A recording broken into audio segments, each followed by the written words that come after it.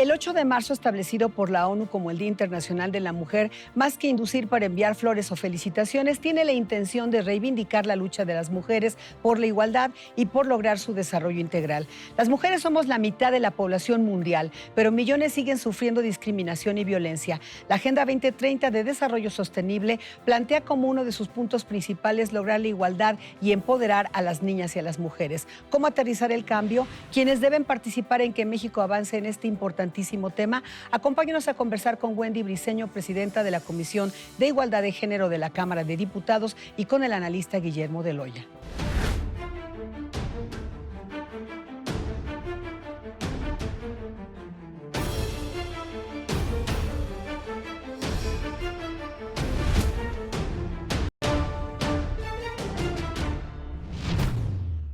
Bienvenida, diputada Wendy Briceño. Hay que decirlo en esta ocasión, especialmente por el tema. Wendy tiene una maestría en estudios de género, procesos políticos y transformaciones culturales. Una experta. Bienvenida, diputada. Muchas gracias, Estela. Doctor Guillermo de Loya, bienvenido. Como siempre, mucho gusto. Bueno, la Agenda 2030 plantea entre sus 17 objetivos, en el quinto lugar está el tema de igualdad de género, y México todavía enfrenta rezagos para resolver la problemática de las mujeres, diputada. Efectivamente, México, si bien se ha avanzado vamos a decir, en varios temas, se ha avanzado en el marco legal, se ha avanzado en políticas públicas, en instituciones, hay muchas cosas que tenemos que hacer.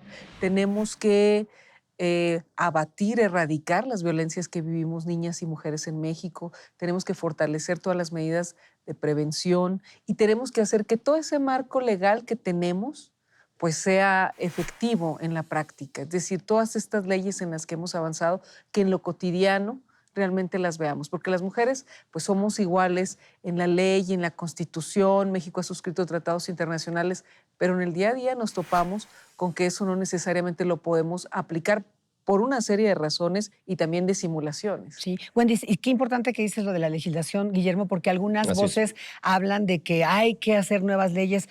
Estas son leyes de vanguardia las que tenemos en México. Sí hay leyes de vanguardia, se ha avanzado de manera importante. Tenemos una ley general de acceso de las mujeres a una vida libre de violencia que, si bien ya tiene más de 10 años, se ha ido reformando para actualizarse. Seguimos actualizándola, estamos trabajando ahora, por ejemplo, aprobamos la paridad en la Constitución, ustedes lo saben, estamos avanzando para legislar en materia de prevenir la violencia política en razón de género, ya está en el Senado esa iniciativa, muy importante.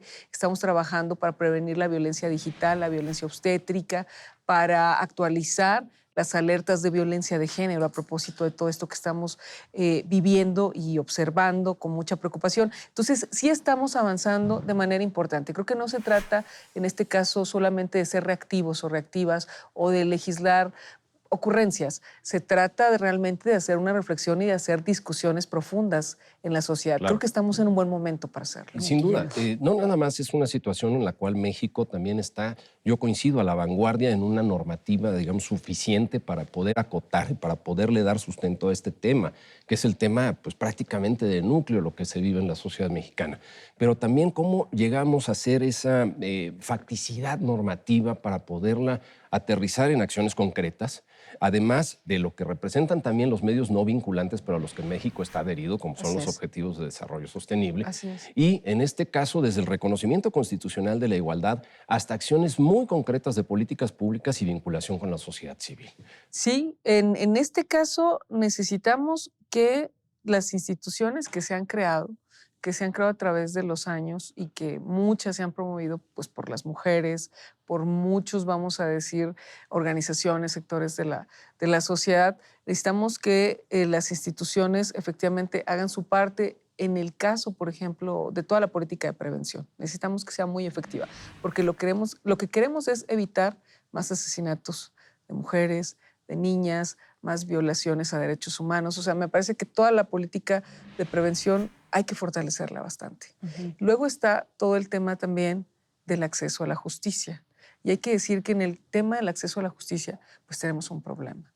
Porque primero es todo el acercamiento que se da, ¿no? Ya que alguien, una mujer, alguien que ha sido víctima de alguna situación, se acerca, pero no solamente es cómo es tratada, y en muchos casos revictimizada, lo que se le denomina revictimizada, que se le vuelve a maltratar, que se le expone a una serie de situaciones, que se le retarda todo su atención y proceso, sino luego cómo a partir de que hay vamos a decir, un expediente, cómo se va integrando cómo se integra un expediente, qué se hace con él, qué se hace con la investigación. Lo que ya ha dicho el propio fiscal general de la República, de la cantidad de delitos que se están denunciando, cuántos realmente llegan a una sentencia. La verdad es que es alta la impunidad que tenemos en México y eso nos atraviesa a todo el país. De hecho, este es uno de los temas que se van a abordar en el foro del 25 de marzo que ha convocado la comisión que presides y es un tema fundamental.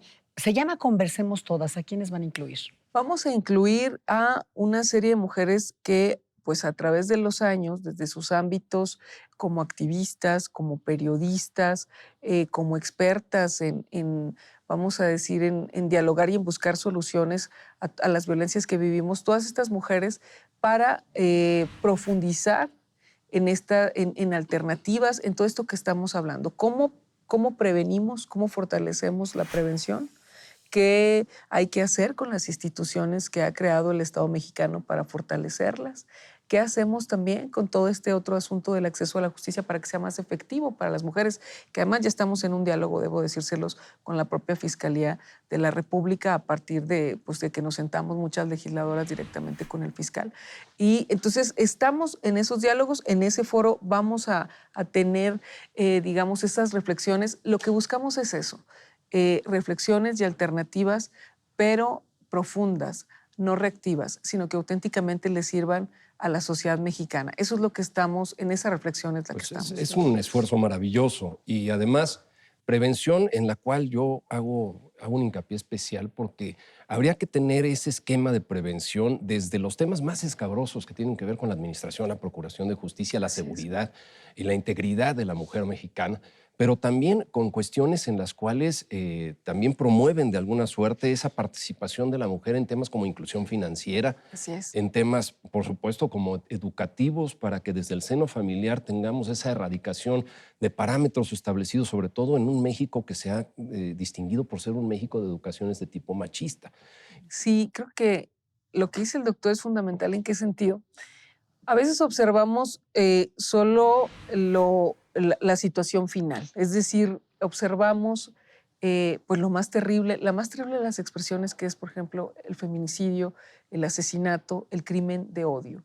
Hay una serie de situaciones sociales que tenemos que revisar para poder efectivamente empezar a erradicar esas violencias.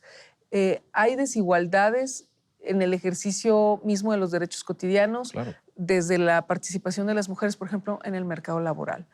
¿Cuántas mujeres pueden insertarse plenamente? ¿Cuántas mujeres tienen que hacerlo desde la informalidad? Por muchas razones, entre otras porque se encargan de todos los cuidados en la casa, se encargan de la crianza, se les ha recargado a las mujeres. Incluso cuando sucede algo así, muchos en una salida fácil lo que hacen es voltear y decir, es que las mujeres, es que las mamás, es que no sé qué.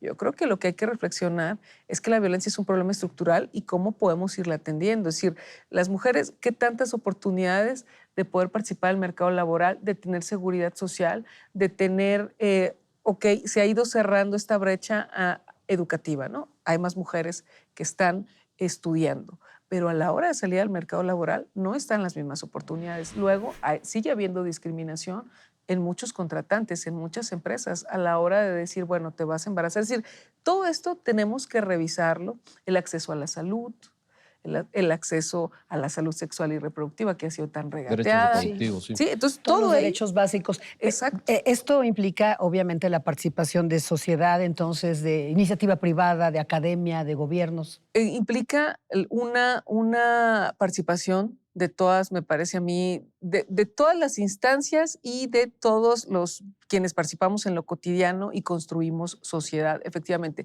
Porque sí, mucho de todo ello también atraviesa, por ejemplo, la iniciativa privada. Necesitamos hacer una reflexión ahí para la inserción de las mujeres con todos los derechos, no regateados, no simulados.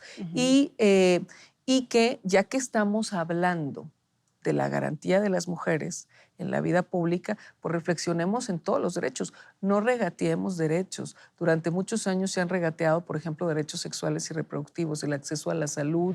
Vemos problemas pues realmente preocupantes de los que luego poco se habla. Y ahí, diputada, cómo también tenemos que ya introducirnos de manera firme en esa barrera que nos ha limitado en muchos de los casos donde se dan las prácticas más aberrantes en contra de la mujer y que son las comunidades donde se llevan a través de usos y costumbres, y cómo en esa carencia de normatividad y de injerencia que se ha tenido desde el Estado por ese respeto que se le da a las comunidades, no necesariamente en una realidad mexicana tenemos que introducirnos a este tipo de cuestiones, a los matrimonios forzados, matrimonios infantiles. A los matrimonios infantiles, bueno, etcétera. Legislamos ya en materia de matrimonio infantil, pero ahí es donde estamos hablando entre lo que se legisla y el tiempo para que esto se lleve a la práctica, claro. ¿Verdad? Entonces, está prohibido el matrimonio infantil. El matrimonio adolescente, pues, en México, ya se ha legislado, ¿no? Tiene que ser entre mayores, entre personas mayores de edad.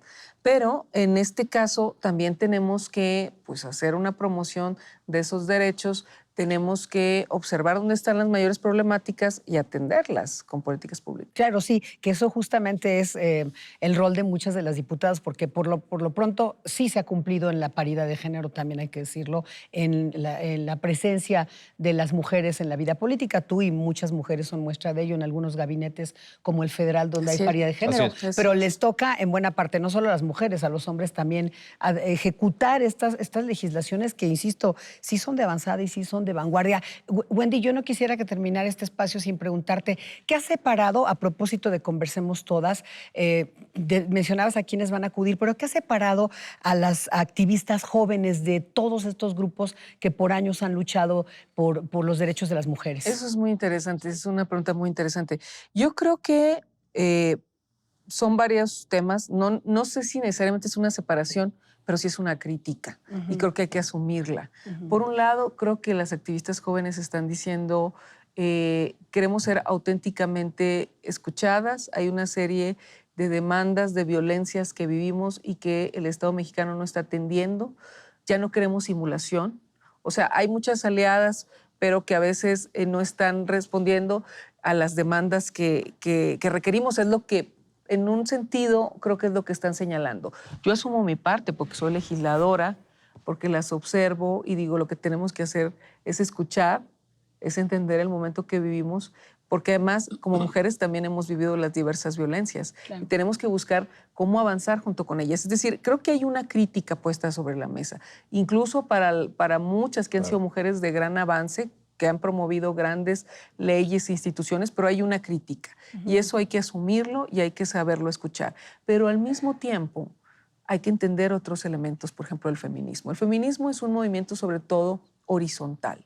Cuando empiezan a hablar de que líder es no entender el tema del feminismo. El feminismo es mucho más... En ciertos casos. El feminismo es mucho más horizontal.